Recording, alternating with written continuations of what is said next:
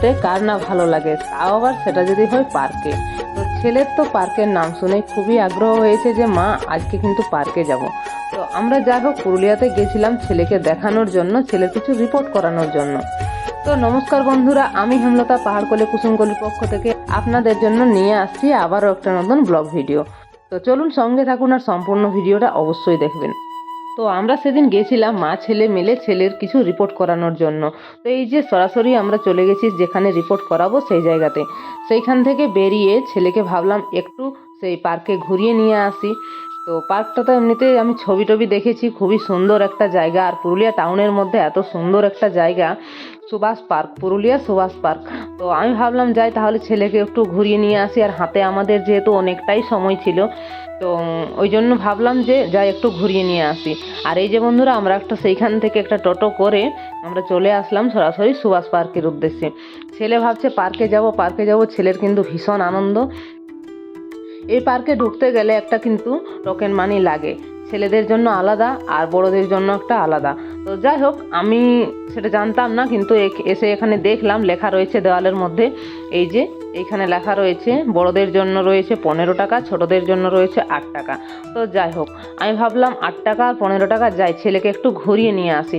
কিন্তু সত্যি কথা বলতে কি বন্ধুরা, আমি জানি না যে এই পার্কটা কীরকম পার্ক। পার্ক আমি দেখেছি, অনেকেই দেখেছি যে পার্ক কিন্তু খুব সুন্দর একটা জায়গা হয়, মনোরম একটা জায়গা ছেলেদের খেলার জন্য। আর যেহেতু এখানে লেখা রয়েছে ছোট ছেলেদের জন্য টোকেন মানি রয়েছে, তো সেহেতু ভাবলাম পার্কটা হয়তো খুবই সুন্দর হবে। তো তাই আমি ছেলের আর আমার দুজনেরই টোকেন মানি নিয়ে আর আমরা সেই সুভাষ পার্কের ভিতরে কিন্তু ঢুকলাম। এই দেখো, ঢুকেই সামনে বাঁ পাশে রয়েছে নেতাজি সুভাষচন্দ্র বোসের একটা স্বর্ণ মানে কি বলবো, স্বর্ণ কালারের একটা মূর্তি, খুবই সুন্দর দেখতে মূর্তিটি। আর চারিদিকে এত সুন্দর গাছগাছালি দিয়ে সাজানো রয়েছে, কি আর বলবো, দেখে কিন্তু মনোরম দৃশ্য। আর যেহেতু আমরা ফাঁকা সময় এসেছিলাম, সেখানে লোকজন সেরকম কেউই ছিল না, তো তাই আমি কিন্তু ঠিকঠাক মতো বুঝতে পারিনি যে পার্কটা কীরকম জায়গা। তো যাই হোক, অনেক সুন্দর লাগলো, ছেলেরও খুবই ভালো লাগলো, এত সুন্দর চারিদিকে গাছ। আর এই যে দেবদারু গাছগুলো দুদিক থেকে উঠিয়ে নিয়ে আবার এত সুন্দর সেটা কি বলবো গেটের মতো আকার দিয়েছে, এত সুন্দর লাগছে দেখতে। এই দেখো মাঝখানে একটা বেগুন রয়েছে, ছেলে বলছে ওই দেখো মা ওইখানে একটা বেগুন রয়েছে। আর ছেলে চলেছে এগিয়ে এগিয়ে, আর আমি চলেছি পেছন পেছন ক্যামেরা ধরে। আর চারিদিকটা আপনাদেরকে দেখাচ্ছি, দেখুন এত সুন্দর করে কাটিং করেছে, এত সুন্দর করে গাছগুলোকে সাজিয়েছে। এইখানে একজন কাকাবাবু গাছগুলোর পরিচর্যা করছেন, সঙ্গে ওনার সঙ্গে একটা ছোট ছেলে রয়েছে। আর এই সুভাষ পার্কটা রয়েছে পুরুলিয়ার সাহেব বাঁধের পাড়ে। যাই হোক, পুরুলিয়ার সাহেব বাঁধ অনেকেই জানেন, অনেকেই এসেছেন দেখবেন। তো সেই সাহেব বাঁধের পাড় ঘিরেই কিন্তু রয়েছে আমাদের এই পুরুলিয়ার সুভাষ পার্ক। কিন্তু এত সুন্দর একটা জায়গা, আমার কিন্তু একটুর জন্য একটু খারাপই লাগলো বলতে গেলে। একজন দাদা ভাই আমাকে কমেন্টে বলেছেন যে দিদি ভাই, ছেলেকে নিয়ে গেছো এমন একটা পার্কে। তো যাই হোক, আমি জানতাম না যে জায়গাটা কীরকম, ওখানে যাওয়ার পরে একটু অনুভূতি হলো।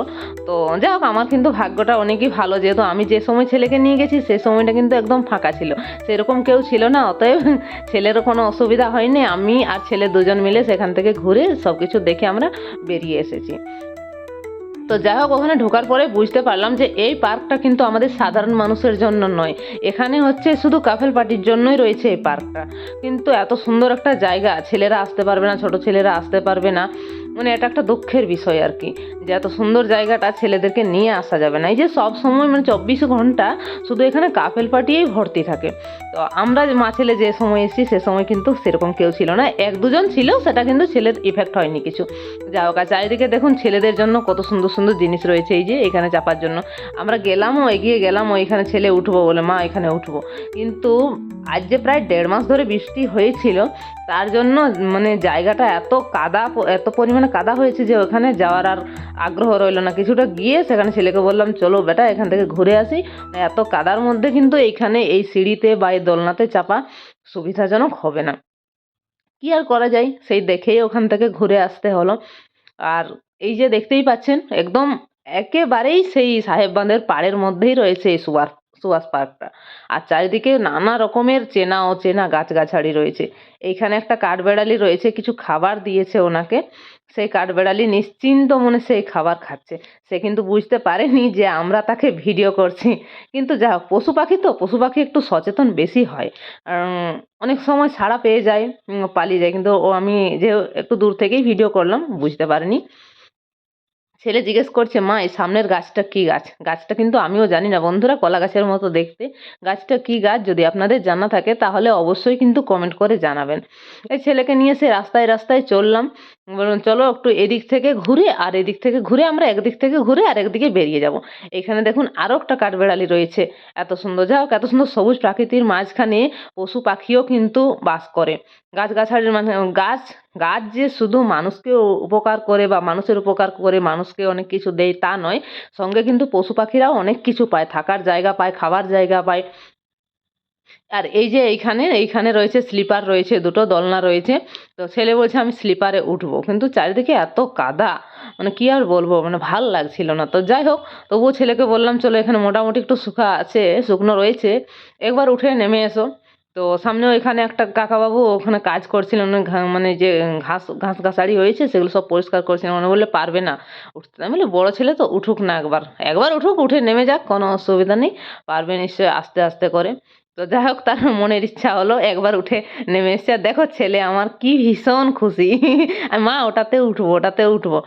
ওই কাকাবাবু বলছে না, এটা বাবু, এটা অনেক বড়, ওর থেকে একটু মানে চোড়াইটা একটু বেশি আছে, পারবি না তুই। না না, আমি পারবো। আর এই দেখো ছেলে কিন্তু না বলে সেখানেই চলে গেছে যে হ্যাঁ আমি এটাতে উঠবো। চল একবার গিয়ে উঠে নেমে আয়, তারপরে বেরিয়ে আসা যাবে। আর দোলনাগুলোর সামনে তো প্রচুর কাদা রয়েছে, দোলনাগুলোর সামনে যাওয়া যাচ্ছে না, কারণ ওই জায়গাটা তো ঘাস নেই। আর যেখানে ঘাস নেই সেখানে কাদার পরিমাণটা একটু বেশি হয়েছে, কারণ 1.5 মাস ধরে বৃষ্টি, সেটা তো বোঝাই যাচ্ছে কীরকম অবস্থা। আর এই বৃষ্টির জন্য স্লিপারগুলো খুব বেশি একটা নেই, আস্তে আস্তে করে ওইখান থেকে ও সরাসরি নেমে আসলো নিচে। তারপরে এবার আমরা বেরিয়ে পড়বো। আর এখানে সেরকম দাঁড়াবার মতো জায়গা সেরকম কিছু নেই। আর আমিও ভাবলাম যে যাক, এখান থেকে কিন্তু বেরিয়ে আসাটাই উত্তম। আর আমাদের যেহেতু ওখান থেকে বাড়ি ফিরতে হবে, বাস রয়েছে, সময় মতো বাস না পেলে কিন্তু আমরা বাড়ি ফিরতে পারবো না। আর এই দেখো ডাস্টবিনের জন্য কত সুন্দর সুন্দর পুতুল দিয়েছে। এখানে একটা পেঙ্গুইনের পুতুল রয়েছে, এটাও কিন্তু ডাস্টবিনের কাজ করে, মানে ডাস্টবিনই একটা। খুব সুন্দর জায়গাটা। এই যে এখানে দুটো দোলনা রয়েছে, দোলনাতেও ছোট ছেলে তো সব জিনিসই চাপার একটা ইচ্ছা থাকে, আগ্রহ থাকে। এখানেও চাপতে গেছে, কিন্তু ভীষণ পরিমাণে কাদা রয়েছে চারিদিকে। এই যে, তো যাই হোক, ওর একটু মনের ইচ্ছাটা পূর্ণ হলো, আমারও খুবই ভালো লাগলো। আর যেহেতু আমরা ফাঁকা ফাঁকাই ঘুরে আসলাম, চারিদিকে এত সুন্দর একটা সবুজ প্রাকৃতিকের মাঝখানে, খুবই ভালো লাগলো পার্কটি দেখে। কিন্তু এটুকুই খারাপ লাগলো যে এখানে ছোট বাচ্চাদেরকে নিয়ে যাওয়া যাবে না। তো বন্ধুরা, আপনারা যদি কাপেল পার্টি আসেন তাহলে অবশ্যই কিন্তু এই সুভাষ পার্কে ঘুরে যেতে পারেন, কোনো অসুবিধা নেই, খুব সুন্দর জায়গা। কিন্তু আমি বলবো, অনুরোধ করব সকলকে যে এখানে কিন্তু একটু সিচুয়েশনটা সেরকম করলেই ভালো হয়, যে ছোট ছেলেদেরকে নিয়েও যেন যাওয়া যায়। এত সুন্দর এই যে সাহেব বাঁধের পাড়ে এত সুন্দর একটা পার্ক রয়েছে, এত সুন্দর একটা জায়গা রয়েছে, ছেলেদেরও তো মাঝে মধ্যে আগ্রহ হয় সেখানে যাওয়ার। আর এইখানে একটা কুয়োর মতো কি রয়েছে আমি জানি না, এটা কুয়ো না ফোয়ারা। ছেলেকে মানে ছেলের সঙ্গেই আলোচনা করলাম যে এটা কি কুয়ো না ফোয়ারা। আর ওই যে দূরে ওইখানে রয়েছে একটা কাপেল পার্টি, এই একজনই ছিল, আর সেরকম কেউ ছিল না, পুরোটাই ফাঁকা ছিল। আপনারা তো ভিডিওর মাধ্যমে দেখতে পাচ্ছেন, লোকজন থাকলে অবশ্যই দেখা যেত। আর সব থেকে ভালো আমার যেটা লাগলো, এই যে দেবদারু গাছগুলো দিয়ে এত সুন্দর গেটের মতো করেছে।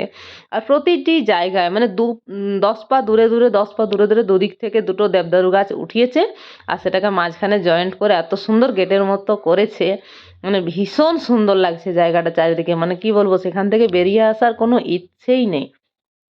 আর এত সুন্দর হেজগুলো, এই যে হেজ রয়েছে সেগুলোর কাটিংগুলো এত সুন্দর করে করেছে, খুব সুন্দর লাগছে। এখানে ছেলেকে দিয়ে ছেলের দুটো ছবি তুলে নিলাম, আর ছেলেকে দিয়ে আমিও দুটো ছবি তুলে নিলাম। আর ওখানে দোলনায় দুলতে গিয়ে পায়ে ছেলের কাদা লেগেছে। ছেলে বলছে মা পাগুলো কিন্তু আমি ধোবো, আমার পায়ে কাদা লেগে গেছে।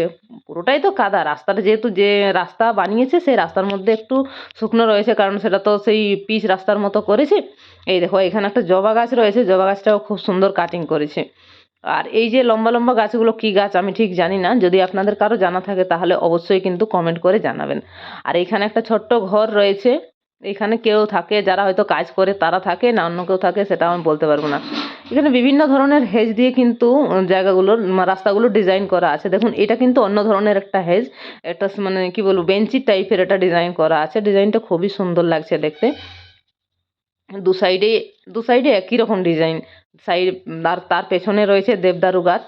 জানি না এই দেবদারু গাছগুলো উঠিয়ে আবার সেই নতুন কোনো কিছু একটা নকশা তৈরি করবে মনে হয়। আর মাঝখানে দেখুন রয়েছে কত বিশাল বড় একটা গাছ।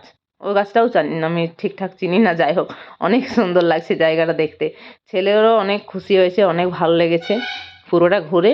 আর এই যে আমরা সোজা একদিক থেকে ঢুকলাম আর একদিক থেকে বেরিয়ে আসলাম। এদিক থেকে সোজা সোজা দেখা যাচ্ছে নেতাজির যে স্ট্যাচুটা স্বর্ণ কালারের, এত সুন্দর। দেখুন এই দিকটা কিন্তু পাহাড়ি পাহাড়ি একটা আকৃতি দিয়েছে হেজটাকে কাটিং করে। পেছনে রয়েছে ঝাউ গাছ, আর এই সামনে এই রয়েছে এইখানে একটা, এটা মনে হয় সুপারি গাছ। এত পরিমাণে ফল ধরেছে, এত পরিমাণে দেখুন শুধু ফল আর ফলই আছে এখানে। আর এটা মনে হয় একটা অফিস রুম টাইপের কিছু একটা। যাই হোক সেখান থেকে আমরা মাছেলে বেরিয়ে আসলাম, কারণ এবার বাস ধরতে হবে, বাড়ি ফিরতে হবে। পুরুলিয়া বাস স্ট্যান্ড থেকে আমাদের বাড়ি হচ্ছে প্রায় 2 ঘন্টার রাস্তা। আর অত দূর রাস্তা তো ছেলেকে এমনি এমনি নিয়ে আসা যাবে না, আর রিপোর্টের চক্করে সকালবেলা না খাইয়েই নিয়ে গেছিলাম। তো তাই সেখানে ভাবলাম কিছু খেয়ে নিই, তারপরে বাড়ির পথে রওনা দেবো। একটা হোটেলে গিয়ে আমরা সেখানে মাছেলে ভাত খেয়ে আর আবার সেই বাসে চেপে আমরা বাড়ির উদ্দেশ্যে রওনা দিলাম। তো যাই হোক বন্ধুরা, ভিডিওটি ভালো লাগলে লাইক কমেন্ট শেয়ার করবেন আর সাবস্ক্রাইব করে পাশে থাকবেন। এই ভিডিও এই পর্যন্তই, দেখা হচ্ছে নেক্সট ভিডিওতে। টাটা।